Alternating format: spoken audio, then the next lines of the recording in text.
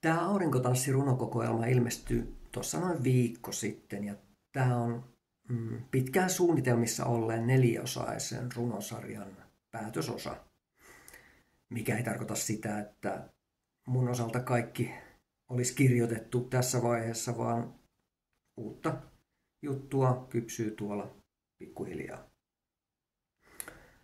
Mutta jos 2 aiempaa runokokoelmaa, Tsernobylin kissat ja Tulen maasta, jossa odotetaan uutta kevättä, ne sijoittu kaupunkiympäristöön, oli semmoista urbaania meininkiä, niin tämä aurinkotanssi on hieman toisenlainen.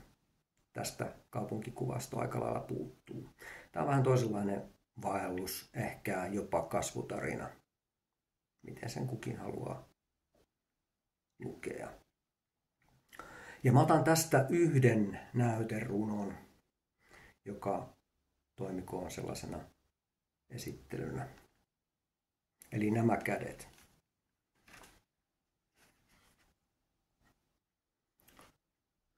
Kosketan käden jälkiä kallion siloisella otsalla. Kauan sitten täällä käyneen sukulaisen samankokoiset kädet. Punamultaiset limittyvät sormet välittävät kosketuksen. Pitkän matkan takaa nousevat pinnalle kasvot, vapautunut hymy, veden vatsalla lipuva liike. Nämä notkeat kädet tarttuvat niin kynään kuin kuokkaan, kutovat, punovat seittiä sillan, välittävät iholle villan karhean lämmön, elvyttävät suvun kuivatun taikinajuuren.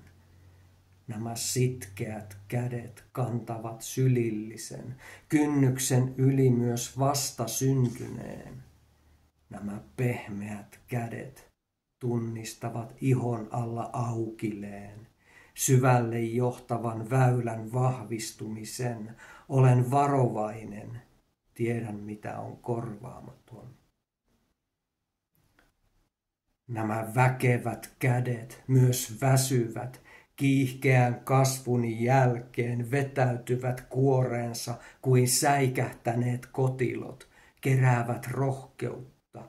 Nämä kosketusta kaipaavat kädet ojentuvat kuin ulpukan lehdet, pitävät pinnalla puuskissa puhaltavan pyörteisen hetken.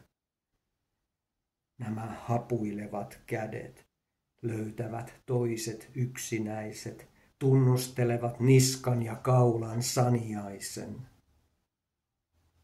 Kosketan käden jälkiä kallion uurteisella otsalla.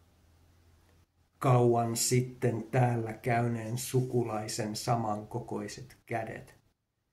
Elämän viivat vastakkain koskettavat, kuiskaavat. Sisälläni on ontelo.